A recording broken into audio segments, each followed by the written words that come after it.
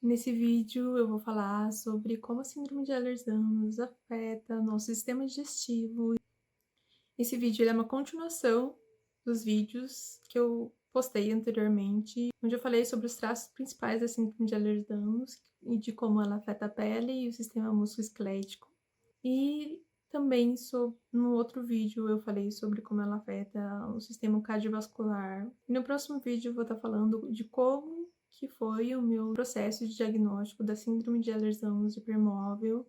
E também vou falar sobre os critérios para receber esse diagnóstico. E no outro vídeo eu vou falar sobre como que ele afeta o sistema reprodutor e o urinário e o nosso sistema respiratório. Então, se você quiser saber sobre esses próximos, já se inscreve para você não perder esses próximos vídeos.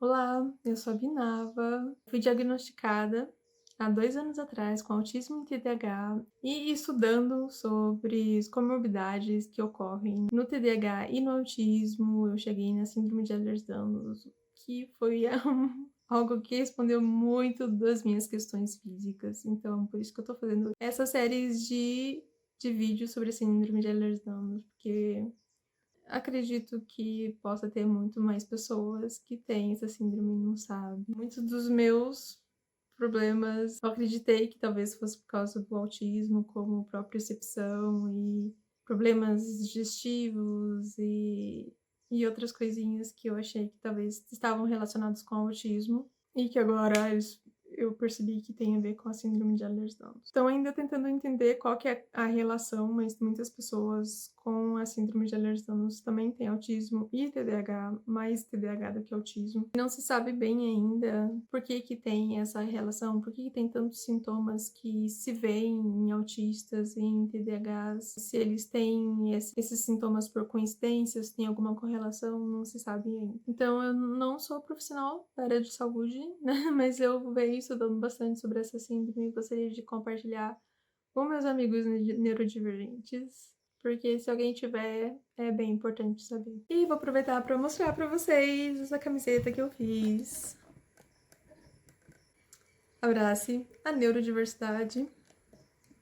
Para quem quiser, ela tá no meu site. Essa foi a primeira amostra que eu peguei. Eu percebi que a impressão não ficou tão boa quanto eu queria, e daí depois eu descobri que eu que errei, mas eu já arrumei. Então, as próximas que serão pedidas vão vir já com o arquivo certo. Eu fiz esse desenho no Illustrator e eu exportei a 300 dpi, né, para impressão, e só que daí eu fui arrumar a letra que eu não tinha conseguido arrumar no Photoshop, e quando eu passei pro Photoshop abaixou a qualidade, não sei porquê. E depois eu reparei que eu tinha mandado imprimir com uma qualidade de 150 dpi, que não é uma qualidade ideal para impressão. Então agora os arquivos já estão arrumados. Na verdade, eu já coloquei até mais de 300, coloquei 450 ou 600, dependendo da imagem, porque a maioria das impressoras hoje em dia já imprimia mais de 300 dpi, né? Então, como eu queria que ficasse uma impressão boa, já coloquei a mais. E tem essas outras alternativas. Eu fiz designs para autismo, TDAH, neurodivergência, síndrome de Ehlers-Danlos, POTS e desautonomia. Se alguém quiser ver mais, acesse meu site. Tem opções de morotons também e xícaras. E comprando algum desses produtos, você, além de ajudar a promover a conscientização da neurodivergência e de doenças crônicas, você vai ajudar muito a colega aqui. E sem mais delongas, vamos começar o vídeo. Então, o tecido conjuntivo ele tá em todo o trato digestivo, né? E ele é essencial para os movimentos mecânicos passivos necessários para completar a digestão. Quando esses tecidos estão com uma certa deficiência, ele acaba alterando, né, a digestão da pessoa e ela não consegue digerir os alimentos de forma adequada. E pode trazer vários sintomas e, né, cada pessoa vai sentir de uma forma diferente e pode causar alguns outros tipos de doenças. E o tecido conjuntivo, ele também está presente ao redor dos nervos do trato digestivo. Suas anormalidades podem fazer com que a digestão seja mais sensível também. O tipo e a frequência e a gravidade dos sintomas digestivos pode variar muito de pessoa para pessoa, e cada pessoa com sede é diferente. Relatos que são frequentes são na parte superior, são refluxos ácidos, indigestão crônica recorrente, com dor, né? Dor no estômago, dor no intestino, muito desconforto e muitas vezes saciedade precoce durante as refeições. Coisas que são comuns das pessoas com a síndrome de Ehlers-Danlos ter são náuseas, enjoos e até vômitos. No trato digestivo inferior, pode haver muitos problemas como prisão de ventre, dor abdominal, distensão abdominal, diarreia e sensação de desconforto em geral, o mau funcionamento da coordenação dos movimentos musculares involuntários que empurram o alimento ao longo do trato digestivo. Isso leva a problemas como refluxos ácidos e síndrome do intestino irritável, e isso pode trazer problemas de motilidade, né, que são movimentos anormais. Então, pode ser movimentos muito lentos ou movimentos mais rápidos do que o normal. E pode haver também espasmos. A calasia, que são os danos nos tubos do esôfago, que impede que o esôfago empurre o alimento. E com isso pode ter uma resposta normal do sistema imunológico, pode haver muita náusea, né? Outra coisa é a gastroparesia, que é quando tem a paralisia do estômago ou do intestino, onde o estômago não processa mais comida. E muitas vezes a comida volta, e às vezes ela volta sem estar digerida, ou às vezes a comida demora muito, muito tempo para sair, e isso acaba dando muita constipação e muitos problemas nessa parte do trato digestivo. E ela pode ser leve ou pode ser moderada ou grave.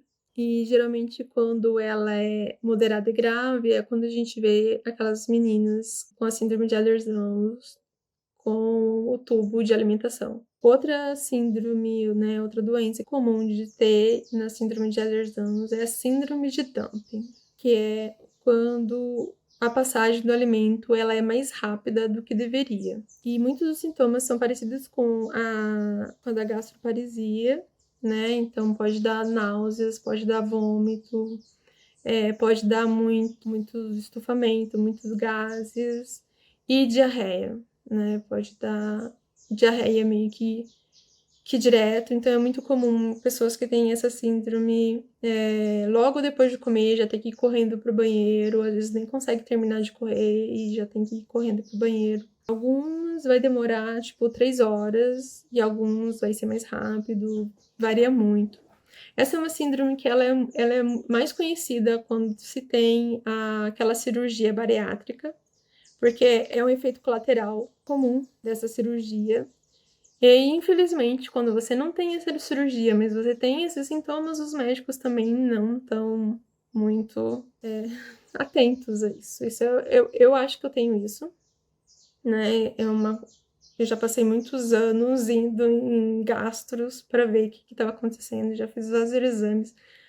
Dizem que nunca tem nada, que o meu problema é porque eu sou vegetariana. Mas agora estudando, né, sobre essas síndromes, eu falei, gente, é isso que eu tenho. É isso que eu tenho. Não fui atrás de diagnóstico ainda, mas pelos meus sintomas, é isso que eu tenho. E eu já fui em diversos gastros. Eu já fiz vários exames, várias endoscopias, colonoscopias e nunca acharam nada, né? Porque como eu não fiz essa cirurgia, eles acham que isso não pode acontecer com quem não fez cirurgia. Mas é uma síndrome que aparentemente é comum de acontecer em pessoas com a síndrome de Ehlers-Danlos também. A síndrome de Ehlers-Danlos, ela é encontrada 8 vezes mais em mulheres do que em homens, então isso faz com que o diagnóstico ainda seja mais difícil, porque muitos médicos veem os sintomas como ansiedade, ou como frescura, ou como coisa da sua cabeça, E principalmente nessa questão da gastroparesia, da calasia e da síndrome de Dumping, é uma coisa muito preocupante porque tem muitas meninas com a síndrome de Ehlers-Danlos que são diagnosticadas com distúrbios alimentares como bulimia, anorexia, e muitas vezes o médico não acredita que é o estômago que tá com problema, mesmo elas falando que não é problema com imagem e que elas não têm problema com isso, que é o estômago que faz a comida voltar. Os médicos não acreditam, muitas meninas são até internadas em hospitais psiquiátricos, muitas vezes, por acharem que elas estão causando isso nelas mesmas. Já teve vários casos de morte de mulheres onde os médicos não acreditaram nelas e por isso não trataram da forma que deveriam ser tratadas. Então isso é uma coisa muito preocupante e que tem muito gaslighting de médicos em relação a essas doenças e são coisas que precisam ser tratadas com muito cuidado e infelizmente muitas meninas com a síndrome de Ehlers-Danlos acabam sofrendo muito por essas questões. Tô aqui editando esse vídeo. Eu vi que teve um caso de uma menina que morreu em setembro e ela foi acusada de várias coisas, né? Uma é dessa questão da alimentação, ela foi acusada de ter anorexia e vim pesquisar melhor e achei uma reportagem aqui da Nova Zelândia, que ela era da Nova Zelândia. De setembro para cá teve mais 3 mortes de mulheres com síndrome de Ehlers-Danlos. As 3 foram, né, acusadas de ter aquela doença factícia, síndrome factícia, que é quando dizem quando a pessoa inventa sintomas para chamar atenção, ou para receber medicamentos, ou para como se ela estivesse inventando os sintomas, que antes era conhecido como Munchausen. E as 3, né, com problemas digestivos, provavelmente gastroparesia, né, e algumas outras coisas mais, né? Teve uma que estava com anemia severa e estava sendo acusada de causar sangramento com agulhas enquanto ela estava no hospital.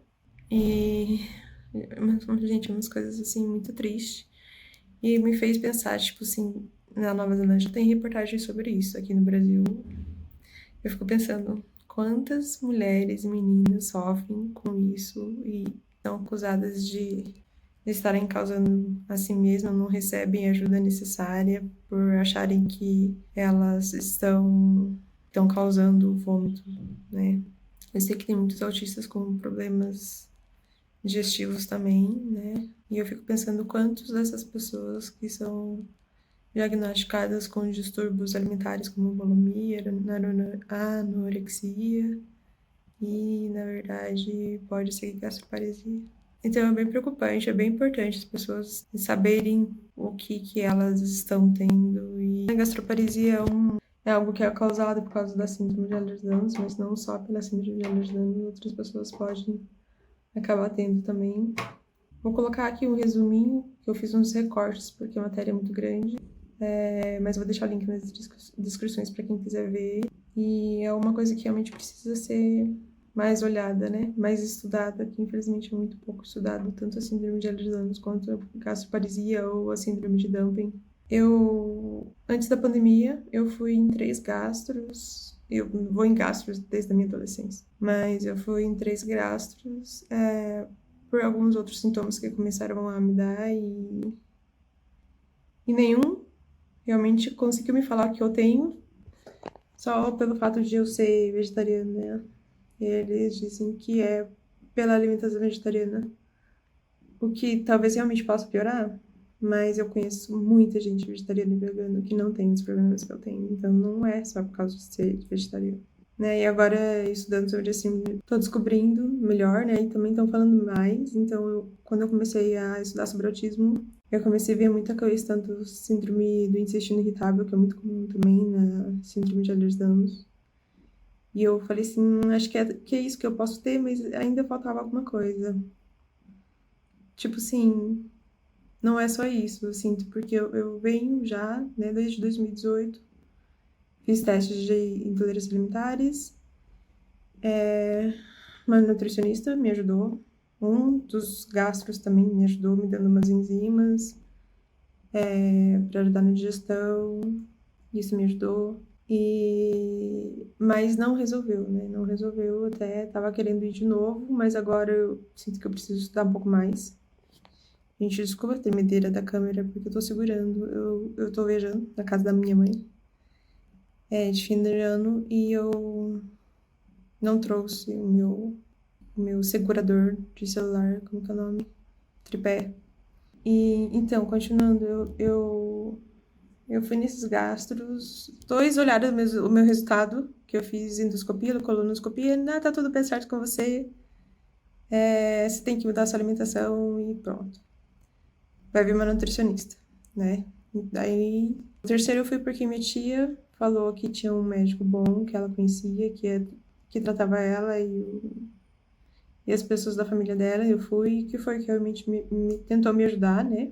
Que me falou, me ajudou, me deu dicas de alimentação, me deu as enzimas para tomar, e daí eu fui na nutricionista, fiz os testes de intolerância alimentar, que eu tenho muitas, muitas, muitas.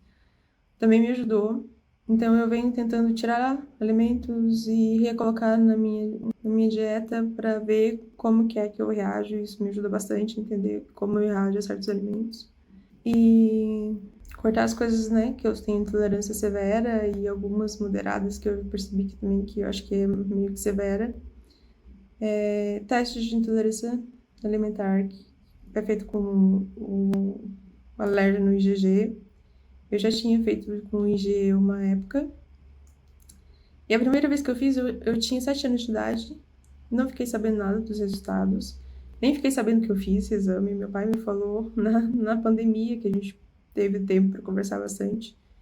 E porque eu tinha feito de novo, né? Então ele falou: a primeira vez que você fez, você tinha 7 anos de idade, você tinha alergia a 24 alimentos. Interessante, né? E daí? O que aconteceu? Porque eu nunca fiquei sabendo disso. Falou que me trataram com homeopatia quando era criança. Eu lembro de tomar umas bolinhas doces, que era remédio que minha mãe me dava todo dia. E parece que melhorou bastante, mas não sei se realmente melhorou, porque eu sempre tive problemas. Tem algumas coisas que eu sei que eu não posso comer, que eu tenho uma alergia severa mesmo. Nada me dá choque anafilático, mas muitos me atacam muito meu pulmão e me atacam de várias formas. Às vezes sai na pele, às vezes sai às vezes aparece no respiratório, às vezes no gastrointestinal e às vezes só me dá uma mega de uma fadiga, baixa pressão e tal. Então, a primeira vez que eu fui no gastro, que eu lembro, eu tinha 15 anos e eu fui porque eu tava tendo muito refluxo gástrico e eu tava sentindo muita dor no estômago, que depois eu fazendo os exames de endoscopia, eu descobri que eu tava com gastrite. E para descobrir essas questões da motilidade, tem um teste específico de motilidade, que sinceramente eu fico assim, cara, muito chateada com esses médicos, porque quando eu fui em 2018, uma das questões que eu levei era por eu estar tendo muita diarreia, muitas dores e por eu ter que ir muitas vezes ao banheiro, né? E principalmente depois do almoço, depois de comer. Então, às vezes eu nem terminava de comer, eu já tinha que ir correndo pro banheiro. Gente, nenhum deles pediram exame de motilidade. Pediram endoscopia, colonoscopia e deu tudo certo, não deu problema nenhum e nenhum pensou em fazer teste de motilidade. Cara, assim, eu fico bastante chateada com essas coisas, assim, sabe? E daí as pessoas falam, não pesquisem seus sintomas no Google. Ultimamente eu tenho ido no médico e as coisas que eles têm feito é abrir o Google e pesquisar sobre as coisas que eu tô falando, gente. Então, assim, é meio complicado, né? Quando a gente vai ficar indo em médicos, os médicos não se importam em querer ajudar. Alguns sim, né? Então, gratidão a todos esses médicos que são dedicados e querem realmente ajudar, mas a maioria, olha, tá tudo certo, você não tem nada, tchau. Então, Agora estudando, né, essa questão do esôfago e do refluxo, eu já parei para pensar que talvez eu possa ter esse problema de motilidade no esôfago e algum outro problema de motilidade também, com certeza eu tenho. Até fiz diagnóstico de íris, da iridologia. Um foi um diagnóstico que foi mais sério, né? Que mostrou que eu tenho algum tipo de paralisia no trato intestinal. E a primeira vez que foi, não foi sério, foi uma coisa bem informal, que era uma pessoa que trabalhava com isso, que eu tava conhecendo, e ela fez, tipo assim, rapidinho, só pra me mostrar, pra me dar exemplos e mostrar como que era.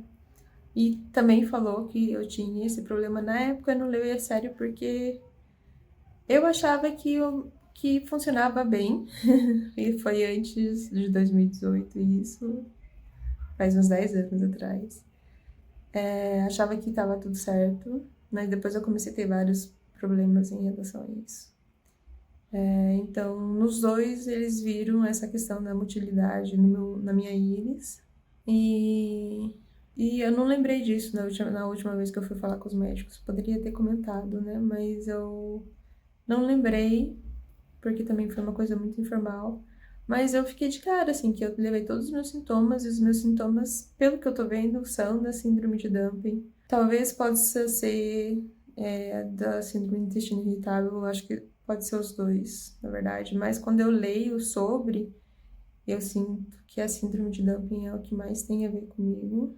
Outra coisa também que eu conversando com outras mulheres com síndrome de Dumping sobre essa questão, me falaram que pode ser doença celíaca, que quando eu estava vendo com a nutricionista foi descartado porque no teste de intolerância alimentar deu que eu não tenho intolerância ao glúten. Eu tenho intolerância ao trigo, mas não ao glúten. Mas aí conversando com outras mulheres que têm síndrome de Down e também têm a doença celíaca, ela me falou que esse teste não era suficiente para descartar a doença celíaca. Então, pode ser alguma dessas coisas, né? Então, eu vou precisar encontrar algum médico que entenda sobre isso, porque síndrome de Dumping, se você não fez cirurgia bariátrica, eles nem pensam, mas é uma coisa que, pelo que eu tô vendo, tem bastante. Até achei uma pesquisa que aparece que a síndrome de Dumping tem uma porcentagem muito parecida com a gastroparesia entre as pessoas com a síndrome de Ehlers-Danlos e que não fizeram cirurgia bariátrica, né? As que fizeram ainda é maior essa questão, né? Para quem fez a cirurgia bariátrica e tem doenças do tecido conjuntivo, tem maior chance de ter isso como um sintoma da cirurgia. Mas esse estudo era pelo que eu percebi e pelo que eu entendi, era de quem não tinha feito a cirurgia bariátrica. E vou colocar aqui para vocês verem. Diverticulose é uma coisa que também é comum, né? Diverticulite também é comum de acontecer com pessoas com a síndrome de Ehlers-Danlos, mas não quer dizer que todo mundo vai ter, claro que não, né? Geralmente a pessoa tem um ou dois dessas coisas, ou às vezes mais, ou às vezes não tem, vai depender muito da pessoa, né? Então, hérnias e intolerâncias alimentares também é uma coisa que é muito comum, alergias alimentares é uma coisa também que é muito comum de pessoas com a síndrome de Ehlers-Danlos ter. E é isso. Espero que esse vídeo possa ter ajudado vocês a entender um pouquinho mais como essa síndrome se manifesta no sistema digestivo. E se você gostou desse vídeo, deixe seu joinha, deixa seu comentário aqui como que é pra você, se você tem alguns desses sintomas, se você se identifica com essa síndrome. E compartilha com aquelas pessoas que você acha que talvez seja interessante compartilhar. E até o próximo vídeo. Tchau!